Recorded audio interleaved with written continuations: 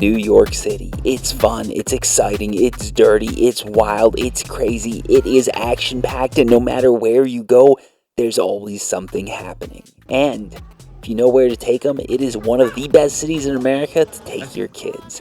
And that is why you're watching this video. In this video, we're going to be going over some of the best places to take your kids in New York City.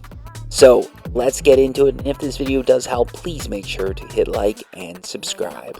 The first location we're going to be talking about in this video is one your kids probably already know. It's been visited by Miss Rachel, Mika, and as much as I want to punch him, Blippi. I'm kidding about that one. As long as Blippi doesn't talk to me in that voice, I'm okay with him. So this location is one that your kids probably know from the millions of times they've watched the video featuring it. This would be the Children's Museum of Manhattan. The Children's Museum of Manhattan consists of 4 floors, each one of those floors being themed to meet sort of a kid's needs, and depending on your kids' ages, these floors could all be interesting or maybe none of them. So on the lower level, you have a bit of a bagel cart where kids can play around, a musical area where kids can experiment, and a cave treehouse sort of city where kids can play around. They can go under the treehouse or slide down a slide in the cave. Additionally, if you've got younger kids, they can go play in a miniature ball pit and a padded room. On the first floor, you have an experimental area. This would be where you have a sort of crudely constructed building. This is a really cool place for kids to play and sort of explore an area. It's not as safety-proofed as I'd like, but it's still not too bad. And then in addition, you have this abstract white building area. I don't even know what to call this. It's really cool, though. And then you've got a bit of a tunnel that kids can run through. Overall, this area is very interesting. I think more so for adults than kids, but it's something that kids can't find anywhere else. Now, on level 2, when we went, you had a Dora the Explorer themed level.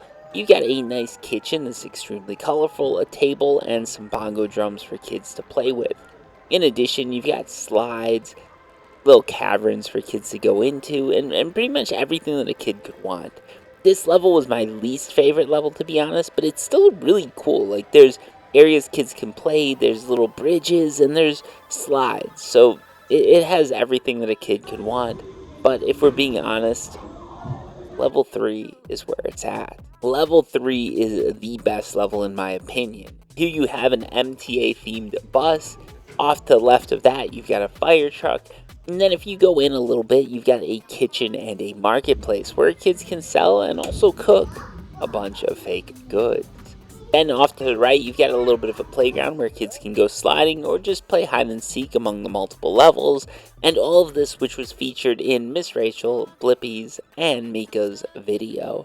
So yeah, the Children's Museum of Manhattan is not one to be missed. Now, on to the next place, which might not be as good, but it's still really sweet, especially if you're a millennial. This is because the next place I'm recommending is the Nintendo store. You probably grew up with it, you probably loved it, but the Nintendo store brings it all to life. Not only can you buy an amazing selection of collectibles and things just to use from $200 down to your $5 plushie, but you can also play some games and even speak with Mario. It uses an AI to make Mario respond to your comments, and for kids, this is a must play with. In addition to that, for the adults who want to pose with some cool statues, you've got Link, you've got Pikachu, you've got Mario, and a ton of other characters, all for your selfie-taking pleasure. The Nintendo store is just off of Times Square, making it perfect to combine with this next stop, and that would be the M&M store. The M&M store doesn't really have a ton of attractions or anything like that, but it's a cool store to go into. It's been in Times Square just for pretty much forever.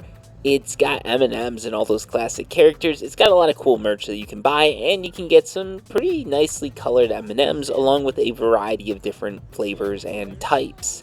This isn't necessarily something that your kids can go nuts for, but if you take your kids in for 10 or 20 minutes, you can get some cool shots and maybe fill them up with a little bit of chocolate. Now, on to the next stop, which is also in Times Square. This one would be the Disney store. This store is a little bit overpriced as far as merchandise and everything like that goes, but it does have a really cool theme to it, and it's something that kids can enjoy. This isn't something that kids are going to be in for many hours, but it's a good stop that you can spend 30 minutes or so going through the store, showing your kids the toys, showing them some of the scenes that are set up, and letting them just enjoy the ambiance of the store as a whole. And it works out because this also is right in Times Square, just like the next stop, which is the Miniso store. And what I like about this store is that things are fairly priced here.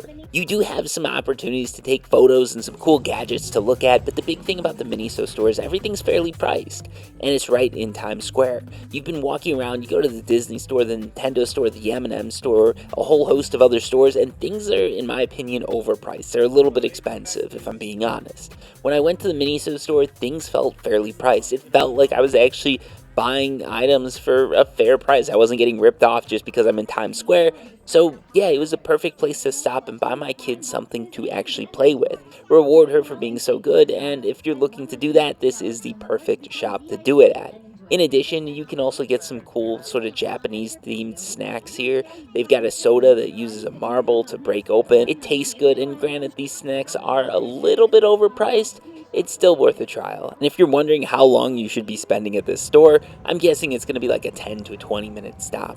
There's nothing here that's going to take your attention for too long, but it is a nice place to stop in and buy your kids a few toys. And for the last stop I've got that I recommend in Times Square, we have the BT21 store, otherwise known as Line Friends at New York Times Square store. This store is themed around a cartoon. I think it's a cartoon called BT21. Now, I don't know much about this cartoon, it's not something I was really interested in, but the store itself actually has some really cool figures and things like that my daughter loved just looking at, talking to, and everything like this. This is a store that's great if you have a kid that follows that specific cartoon, or a toddler who might like interacting or just looking at these statues. This is one of those stores that's great for a few pictures, but you're sort of doing it in and out here. Plan to spend 5 to 20 minutes, and no more time at this store. Most of Times Square, if you haven't figured out, can be run pretty much in a single night. And that's why we're leaving Times Square now and going to the American Girl doll store. This store is great if you've got a daughter who's into dolls, or a son who's into dolls, either way, but someone who's into dolls, that's what the store requires, because this store is all about dolls. So American Girl dolls, if you don't know, are very iconic American dolls. It's made by an American company. They've been around forever. I remember my sister was really into them when she was a kid. You get all these different dolls that you can decorate in different outfits. Every year there's a different theme. Right now it was that retro 1980s feel theme, which made me feel really old. But yeah, it had a really cool theme, and it felt cool to look at. It was interesting to see. They had these little arcade machines and things like that to play around with. My daughter loved it because you could interact with the dolls, so she could play around with them a little bit. And in addition to this, they have a whole hair salon that's set up where you can take in your American Girl doll and get a haircut that matches that American Girl doll. And you can even make this thing a whole day event, really, where after the haircut you go out for a lunch or dinner because there's the American Girl doll store restaurant. The gimmick to this restaurant is you can eat with your American Girl doll. So the way it works is they have these chairs that attach to the table. You can sit your doll in these chairs, and then they'll serve the doll along with your kid and you, of course, so your kid can eat next to the doll, pretend to feed the doll. It's a really great time. It's very cute to watch, especially if you've got a toddler or maybe a kid even up to like 7, 8, 9, 10 years old. Also, the food is actually pretty good. Like, I would almost legitimately go to this restaurant just to eat, even if I didn't have kids. The only thing that would be stopping me is it's a little weird for a 30-something-year-old man to be sitting alone at a restaurant with a doll in a chair next to him. And yes, I would be talking to the doll. But yeah, I definitely recommend the restaurant. It's really great. Even if your kid's like marginally into dolls, just get your kid to go, enjoy the doll, and you'll actually get to enjoy some really good food. And finally, my last recommendation would be Central Park, but not specifically just Central Park. It would be one of the 21 playgrounds located in Central Park. There's a playground there that's called the Ancient Playground, and it's an ancient Egyptian-themed playground. It's supposed to be really cool. It's supposed to be really neat. It looked pretty cool from a distance, but we didn't actually get to go try out that playground because at the time we were in New York City. It was winter. It was really cold out, and we didn't think it would be the best idea to introduce our daughter to a playground only to have to leave within 5 minutes. But yeah, if you're there in the summer or you can stand the cold, the Ancient Playground in Central Park is definitely a must-see, and overall Central Park is great for kids. Walking through New York City, you've got to hold your kids by the hand. You got to keep them on a leash. You got to keep them tight. Central Park, you can sort of let them run wild because there really aren't cars driving through Central Park, or at least there shouldn't be. And that is all the recommendations I have for New York City for your kids. If you like this video, please make sure you hit like and subscribe because it does help the channel. It lets me know that I should keep doing videos like this. Thank you so much for watching, and I'll see you on the next adventure.